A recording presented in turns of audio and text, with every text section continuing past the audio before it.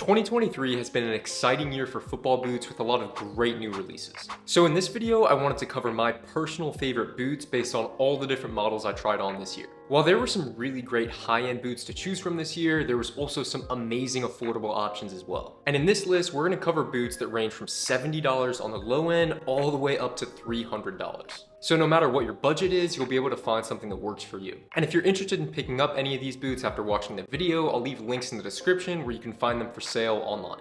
And to kick things off, we have one of the most affordable boots on this list. It's the Copa Pure 2.3 from Adidas. Now, honestly, in the past, Adidas has kind of struggled executing on some of their second and third takedown models. In past years, they've just been a little bit uncomfortable, the lockdown hasn't been great, and they just don't at all resemble the fit of the premium version. However, that's not the case with the 2.3 that came out earlier this year. And while the hybrid synthetic leather upper is a little bit chunkier than the more premium version, it's still really soft to the touch. And in my opinion, the premium Copa Pure 2 Plus and the 2.1 are a little bit overpriced, sometimes retailing for $250 or more. I think the 2.3 is much better value, coming in at around 70 to 80 bucks. These boots are going to do everything you need them to do. The lockdown is good, the comfort is decent, and the sole plate is pretty aggressive and snappy as well. So if you're looking for a slightly more affordable football boot and your budget's around $80 or less, I definitely feel comfortable recommending the Copa Pure 2.3. And that's going to take us to the second boot on this list, which is a really similar model, and that's the Nike TMO Legend 10 Academy. Now the Legend 10 Academy is actually going to be pretty similar to the Copa Pure 2.3 in fit, feel, as well as price. And I've actually always been a pretty big fan of the TMO takedown models from Nike because I think they do a pretty good job at emulating similar features to the top end model. And that's something that you don't really get from other Nike takedown models. While you're not going to get a sleek, elasticated one-piece upper like you do on the TMO Legend 10 Elite, you still have a pretty soft fly touch upper on the Academy version. And while these boots are synthetic as opposed to previous TMO models that were leather, it's honestly pretty hard to tell the difference. And in my personal opinion, I did find the TMO Legend 10 Academies to be just slightly wider than the Copa Pure 2.3. So if you have wider feet and you're looking for a boot that's around 70 to 80 bucks, I would maybe lean towards the Legend 10 Academy. And there's no question for me that at this specific price point, it's definitely my favorite boot from Nike. But if you're willing to bump up your budget to the $100 mark, that brings us to the next boot on our list, which is the Nike Premier 3. Now the Nike Premier 3 is a full kangaroo leather football boot that retails for $110. And that's a pretty big deal because there are no other K-leather football boots that retail for less than that. And I'm just such a big fan of the Nike Premier series. I was an owner of the Nike Premier 2 and I bought the Nike Premier 3 as soon as it came out. They're really comfortable boots, I love the design, and I'll probably be first in line when they create the next generation of Premier. Now there is one important thing to note regarding the Premier series, and that's that Nike is going to be transitioning over to using synthetic in 2024. Now we don't know exactly when that transition is going to come, but it will probably mean the end of a kangaroo leather Nike Premier. But I still wouldn't be that worried because if Nike does a good job making the Premier synthetic as they did with the TMOs, then I still think they're going to be great boots. Aesthetically, I just love how clean the design is. They're definitely one of my favorite boots that Nike sells. They come with a cool retro fold over tongue. You can opt to keep that. I personally opted to remove mine because I like how it gives it a more modern feel. They also have a great sole plate here with conical studs that's going to be great for use on artificial grass or firm ground surfaces, whichever you plan on. So when people ask about getting a good budget football boot, the Nike Premier 3 has honestly been my most go-to recommendation. Alright, next up we got another takedown model, but this time is from Puma. And while there's a lot of options to choose from, I went with the Puma Future Pro. Now the Puma Future Pro is the second takedown from the Future series, and it basically has all the great qualities that you would like in the more premium version. And even better than that, this boot is constantly on sale. So while the full retail price is around $140, you can usually find it for around $110 or less. And I wanted to include the Future on this list because I think it's the perfect example of a sock-like football boot, which is something that you don't see from a lot of other models. And what I mean by that is that the entire upper on the Puma Futures is this really stretchy synthetic material.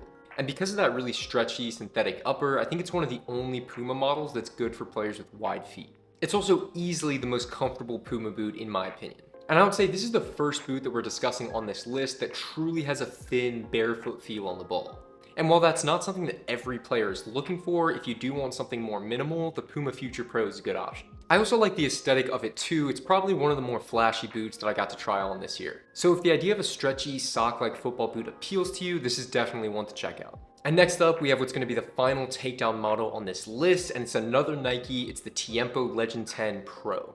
Now, I had the Legend 9 Pro a couple years ago, and I love that football boot, so I had to get the Legend 10 Pro when it came out. And unlike the Academy version, which is still a decent boot, when it comes to the Pros, you're actually going to get pretty much all of the features that are in the Elite version. And for me, that's why the Legend 10 Pro is my favorite of the TMOs. You're going to get a crazy thin fly touch upper that does a pretty good job emulating real leather. If you get close enough looking at this boot, you can even see a grainy texture, which means Nike is really doing all that they can when making this new material. But while a lot of people were focused on the new synthetic upper, I actually don't think that was the biggest change with the Legend 10. In my opinion, the biggest improvement would be the new elasticated collar that just wasn't there in the Legend 9.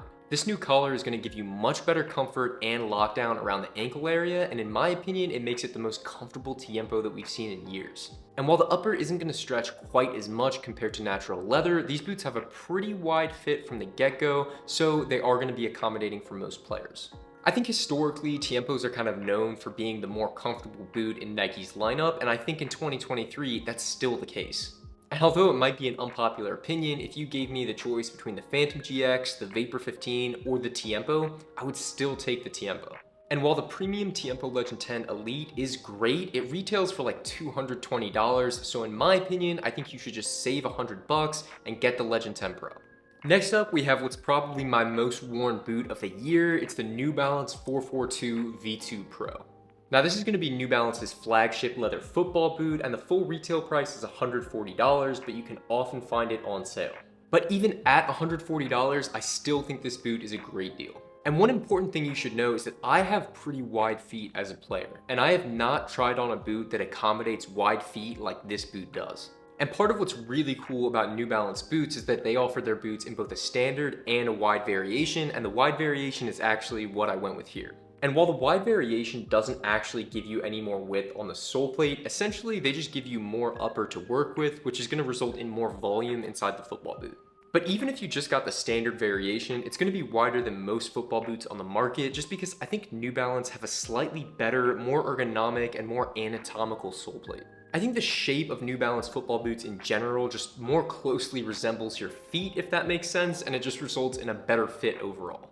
And at this price point, the quality of the leather on the 442s is really solid, and it's going to be a cut above slightly more affordable options like the Nike Premier 3 and the Copa from Adidas.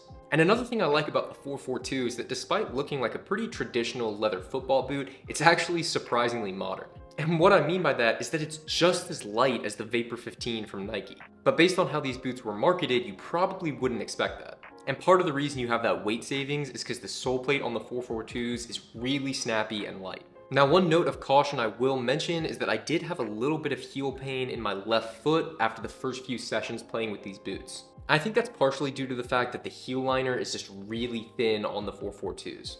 But if you do experience that, I would recommend sticking it out for just 2 to 3 weeks, because for me, the heel pain and blisters completely went away, and these were some of the most comfortable boots I used all year. All right, moving on to some higher end models. Next up, we have one of the most popular football boots in the world. It's the Adidas X Crazy Fast 0.1. Now for me, when you think of popular speed boots, you think of two main competitors, the X Crazy Fast 0.1 from Adidas and then the Vapor 15 from Nike. And in my personal opinion, I think this year Adidas just slightly edges Nike out with the Crazy Fast. And that's just because I find that the Crazy Fast fits me just a little bit better.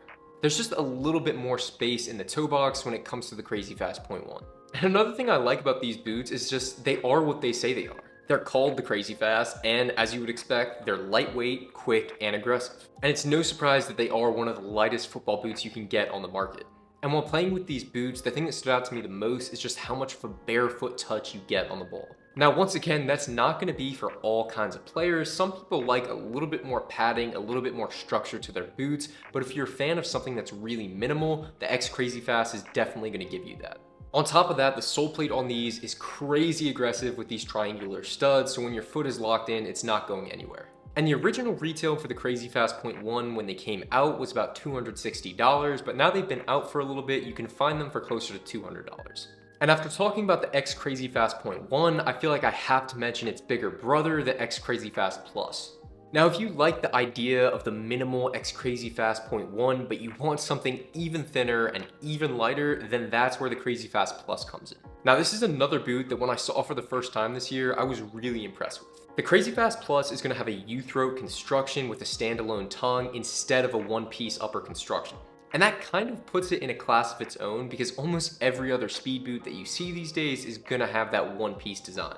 But I actually really like having a standalone tongue because it gives you so much more adjustability and in my opinion just feels a little bit more comfortable. As I pointed out in my original review, they kind of remind me of the classic F50s that you saw over 10 years ago. And just to reiterate, the upper on these is so thin that at some points it's even translucent. They're a really cool pair of football boots, and in my opinion, their biggest downfall was the price when they first came out. Because the Crazy Fast Plus was released at a retail of $300, which I just think is a little bit too much money. But now that it's been almost a year, you can find the X Crazy Fast Plus retailing for around $250 or less, and I think that if you can find it at that $250 mark or below, it's actually a good deal.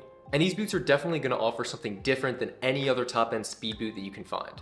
And next up, I couldn't do a best boots of the year list without talking about Mizuno. So right here, I've got the Mizuno Melia Neo 4 Beta Elite. Now, all of the boots in the Mizuno Melia line are amazing, whether you get the beta version here, the non-beta version, the made in Japan version, or the non-made in Japan version. You really can't go wrong no matter which one you choose. But the Neo 4 Beta Elite was the boot I was drawn to the most, and it's definitely been one of my favorites to play in this year. Firstly, I just love the look of these boots. And second, everything about the build quality on these boots is just insane, especially considering that these retail for $160. If you handed me these boots and told me they were $300, I would believe you. If you told me they were $250, I would believe you. And having tried on a lot of boots that do retail for $250 or more, I would say that this has better build quality than almost any of them. It all starts off with this stretchy knit material that runs under the lacing system all around the collar of the boot. That's what's going to give you really good lockdown throughout the ankle and the midfoot. Then at the sides of the boot, you have a really thin synthetic area right where you see the Mizuno logo, and this is going to give you such a clean and sharp touch on the ball. And then that synthetic material is going to transition to a soft, plush, kangaroo leather toe box. And on top of all that, on the backside, you're going to have a really aggressive, lightweight speed boot outsole.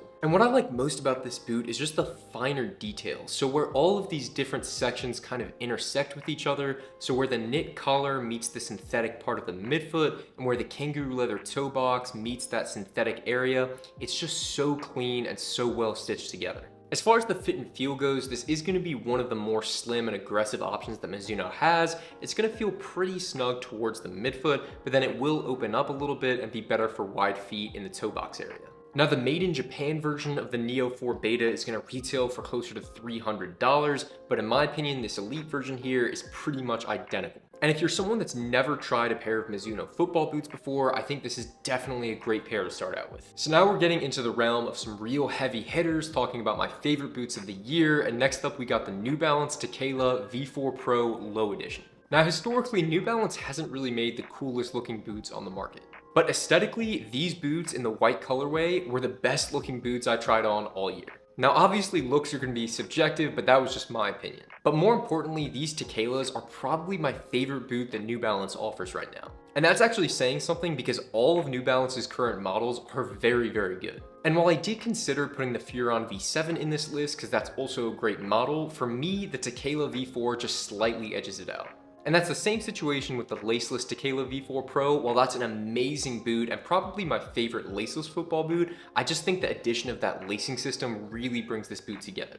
And I said this in my full review of the Tekela V4 Pro Low Edition, but they're just so well rounded. They look good, they're comfortable, they have great lockdown, and they have an amazing touch on the ball. But one thing I like about the Tekelas is that the upper isn't too overly thin, it still has some substance to it. It kind of reminds me of the older Adidas Predators from back in the day. Boots that you would consider to be in that power boot category. It's also got this really innovative sole plate with conical studs running through the center and then bladed studs throughout the perimeter. And like all other New Balance boots I tried on this year, they're also great for wide feet. And also like other New Balance boots, the price on these is really fair. They retail for around $220, but depending on the colorway, you can find them for a lot less. And overall, it's boots like these that just make me really optimistic about the direction that New Balance is heading in. And for the last boot on this list, I'm going to throw a little bit of a curveball at you guys. It's the Adler Henzo. Now, these are my current go-to pair of football boots, and they are the most comfortable pair of boots I have tried on this year. And that's saying something because every boot on this list is comfortable. Now, Adler is a smaller Japanese company that has 4 different models to choose from, but it was the Henzo that caught my eye the most. So that was the one that I decided to buy. Now, I have tried dozens of leather football boots, but none of them feel quite like this. The kangaroo leather upper on this is so thin and so soft, it's easily the most minimal leather boot that I've ever tried on. And I think it's probably the most minimal leather boot that exists. Honestly, the feeling of putting these boots on for the first time is just really hard to describe. As you pull that centralized lacing system tighter, the upper just wraps your foot so perfectly. Now, some people gave me a heads up before I ordered a pair of these boots. The Adlers tend to run pretty long, so I decided to go with the size down. So I typically go with a 10.5 US, but in the Adler Henzo, I went with a 9.5, and the fit and feel were perfect. Now, I think the design of these boots may be polarizing, and some may like it while others may hate it. But I love how sleek and minimal the aesthetic of this boot is. There's no gimmicks whatsoever, they just put the leather and the build quality on display. Compared to other made in Japan leather boots like the Mizuno Melia, these also come in at a really fair price. The Henzos retail for about $150, but they're going to be another $20 to ship, so it's going to be $170 in total. And for the quality of the boot that you're getting here, they're worth every penny. And guys, that is going to do it for this video. So hopefully this list is going to help you find a boot that's going to be best for you and your budget. And if you have enjoyed the video, please leave a like, it really helps out the channel. And also let me know in the comments what has been your favorite football boot this year. Thank you so much for watching, and I will see you in the next video.